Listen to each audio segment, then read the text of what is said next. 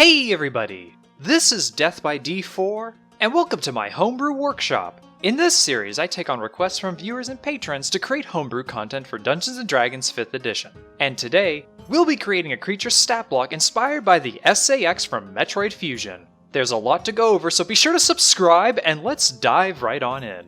First off, a special thanks to Robin for suggesting the topic for this video. Now, allow me to quickly go over what the SAX is, so that way we're all on the same page.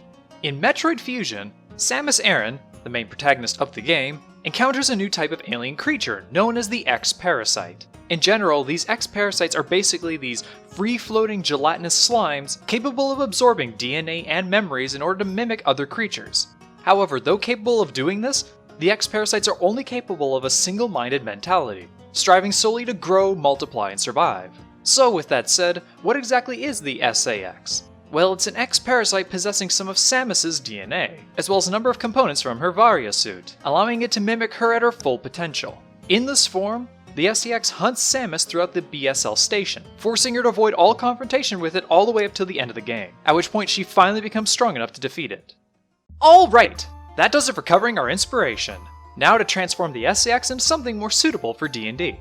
First off, let's just quickly visualize what it is that we're going for with this creature's build. Basically, what we want is some kind of armored ooze hunter. Something that the players can encounter early on, but will actively try and avoid confrontation until they've leveled up. I'll admit it, this is actually a really difficult thing to try and do, but we'll try and do our best anyway.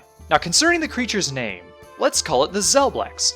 Why? Well, the X-Parasite shares many similarities with that of the Oblex, as they're both ooze-like creatures capable of mimicking their prey as well as absorbing their memories. So in my attempts to be kind of clever here, we'll just take the two names, put them together, and turn it into a bit of a palindrome. Sure, it's a bit silly, but hey, it works for me at least. Finally, when you fought the SAX in Metroid Fusion, you actually fought it in 3 different forms. Though we could do much the same thing and design 3 separate stat blocks in order to replicate this, I think it would actually just be best if we only did 2 of them. One for its armored form, and one for its core form. Honestly, I'm just saying this because the SAX's second form is basically trash. So let's just try and focus on the other 2 forms first and ignore that second form entirely. Anyway, with all of that said, let's begin. First off with the armored Xelblex, we'll give it a lawful evil alignment, and make it a medium-sized ooze of CR11. This is pretty consistent with the SAX already, and the CR11 rating will help it maintain a reasonable threat level to the players until around the mid-end of your average campaign. Now let's stick it in some armor plating and give it an AC of 18. Don't worry about its hit points for now, we'll come back to that later. Now, as for its core stats, the Xelblex's highest stats should probably be its dexterity and constitution, as those will be used the most for its abilities moving forward. Next we'll make its strength and wisdom its average stats, and finally, we'll make its intelligence and charisma its lowest. Here's the exact numbers that I came up with. If you're curious how I came up with these, I basically just referenced the stats for a Narzagon and just tweaked them a bit to better suit our needs. Also, like with the Narzagon, I gave the Xelblex proficiency in 3 saving throws, basically being strength, dexterity, and constitution. Now for its skills, we'll just pick a few that help sell its physical capabilities as well as its hunter-like mindset. We'll give it proficiency in acrobatics, athletics, perception, and then expertise in survival. After all, we want this thing to be able to track players very well, so expertise in its single-minded hunter mindset feels appropriate. Now, for its resistances and immunities, let's give it resistance to cold, fire, and lightning damage, as those are fairly standard across all oozes in general. As for its immunities, let's say that its armor can entirely protect it from poison damage and, why not? All bludgeoning, piercing, and slashing damage from non-magical attacks. Now I know what you're thinking, wow, that's just crazy! But just hear me out a little bit. The SAX was completely invulnerable to Samus's attacks up until she acquired a being capable of piercing its armor. So in order to emulate this kind of mechanic for us, we'll want the Xelblex to be almost untouchable until the players have the necessary equipment in order to battle it. And this will definitely give that feeling for them right away. It won't necessarily feel that way towards your spellcasters, but don't worry, we'll come back to them in a little bit. Finally, for its condition immunities, let's just give it the same ones that all other oozes get. You know, minus the ones that don't really make sense on a bipedal creature. Now, as for its senses, let's stick with the ooze references and give it a 120 feet of blind sight. However, unlike with other oozes, let's have it so that way the Xelblex isn't blind beyond this radius. Why? Well, as it turns out, the Slithering Tracker is an ooze that can do the exact same thing. And since it's also an ooze that hunts people, it would make a lot of sense for our Xelblex to be able to do just the same thing. That, and considering that we're looking to give our Xelblex range weapons further down the line, it's only in our interest to make sure that it can actually see its targets in order to use them. Alright, now on to its traits. First off, we'll give the Xelblex aversion to necrosis. Basically, this is the same trait that the Xelblex gets, although altered around necrotic damage instead. Why are we doing this? Well, aside from allowing the players to have some kind of means of deterring it early on, this helps emulate the X-Parasite's natural weakness to Metroids, as that's the only thing that could actually kill them back in Metroid Fusion. It's not necessarily something that we have to enforce in the end, but it's still a nice reference back to our source material. Next, let's give it Electrified Armor, which will deal lightning damage to a creature that either touches it or attacks it within 5 feet of it. This is mostly intended to help emulate the SAX's ability to use the Screw Attack, which was an ability that allowed it to deal damage while jumping through the air. I'll admit, I did consider making this one of the Xelblex's actions instead, but the design of it really didn't work out all that well for me.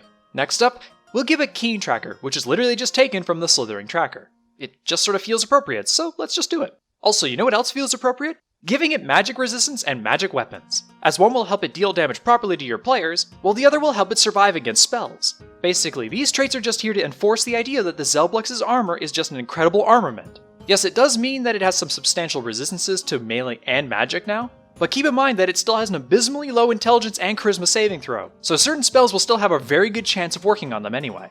Alright, so that does it for all of its traits. Now onto its actions. First off, we'll give it a basic attack in the form of Frost-Laden Plasma, which is a range attack largely based off of the SAX's Ice Beam. For fun, we'll tag on a slowing effect similar to Ray of Frost, allowing the Xelblex to be able to use this attack in order to slow down its prey. We shouldn't make the damage for it all that high, but we can allow it to attack up to 3 times as a part of its multi-attack, helping improve this margin and allow it to better use the plasma for its slowing effect against multiple targets. Now, as for something that's a bit more hardy, let's give it a recharge action in the form of Volatile Plasma. Basically, this is the SAX's super missile, which it used a lot in Metroid Fusion in order to blow its way through the BSL station. For our intents and purposes, this is a shorter range fireball that deals fire and thunder damage, and hits about as hard as 2 Frost-Laden Plasmas. Also, just adding a bit of flavor, we'll make it so that way this ability deals double damage to objects and structures. That way the Xelblex can also use it like the SAX did in Metroid Fusion, and use it to blow through any obstacles if necessary. Finally, for its last action, we'll give it Metamorphosis, which works similarly to the new mystic monsters from Mystical Odysseys of Theros. When the Xelblex drops to 0 hit points, it then transforms into its core form, escalating the fight to its second phase. And don't worry, we'll get to that in just a moment. So, now that we got all that out of the way, how many hit points should we give the armored Xelblex? Well, if we plug these numbers into a CR calculator, we get a hit point average of around 126. Wow, okay, so that's quite a bit lower than your average CR11 monster. That said, considering the traits and abilities that we've given it so far, this is almost kind of expected. Either way, just keep this in mind whenever you use this creature, so that way it doesn't die too quickly against your players. Alright, so that does it for the armored Xelblex. Now to design its second phase. For the initial setup for the Xelblex Core, we're just going to largely base it around the armored Xelblex. That said, there are a few notable differences that we can make for it. For starters, its AC should be lowered a bit, as its armor has now been completely destroyed. Its hit point total will also be increased due to its larger size, and for the defensive nerfs that we'll be making to it in comparison. Its movement speed will be adjusted, becoming a flying speed of 30 feet with the ability to hover. This is mostly just to help emulate how the Core X parasites moved around in Metroid Fusion. But it does work really great for us in allowing the Xelblex Core to be able to escalate the threat on the battlefield. With it losing its physical prowess, we've removed its proficiency in strength saving throws, as well as its proficiency in athletics. Its resistances and immunities are certainly different now, and here's how I've come around this. In this form, the Xelblex has adjusted itself entirely around its cold damage capabilities. So as a result of that, it's gained immunity to cold damage and only resists fire now. It does mean that this form is going to be quite a bit more fragile than its armored form, but that's kind of the point we're going for. Besides, like I said, we're going to buff its hit points, so it should help it give back some survivability in that regard. Oh, and for its condition immunities, let's give it immunity to the prone condition, as that makes a lot of sense now with its ability to hover. For its traits, we'll leave most of these unchanged, with the exception of its magic resistance. After all, its armor has now been destroyed, so we want to reflect this. However, here's something fun that we can add to it: Rapid Reconstruction. Similar to how the mystic monsters from Theros work, if the Xelblex Core is allowed to rest, it'll heal back to its original armored form. Not only will this help give some stakes for its encounter, but it'll help reflect back to our inspiration, as the SAX was capable of doing the exact same thing in Metroid Fusion. As a bit of a side note, this also grants the Xelblex Core a reason to retreat. That way, a DM doesn't have to just throw up their hands and let the Xelblex die if they don't want it to. It's also a nice fallback just in case the players end up in a ridiculous situation which would have allowed them to defeat it far earlier. Finally, let's go over its actions. We'll keep its Frost-Laden Plasma and multi-attack the same, as there's nothing wrong with what we got going for it already. However, instead of its Volatile Plasma, let's give it something more catered to its cold-focused form.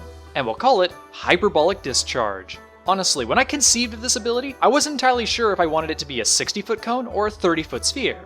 So I figured, why not either? Plus, as one last escalation for the battle, we'll have this attack deal as much as 3 Frost-laden plasmas combined. Damn. Well, if your players are able to survive this attack, then they're probably going to be at the level you want them to be in order to destroy it.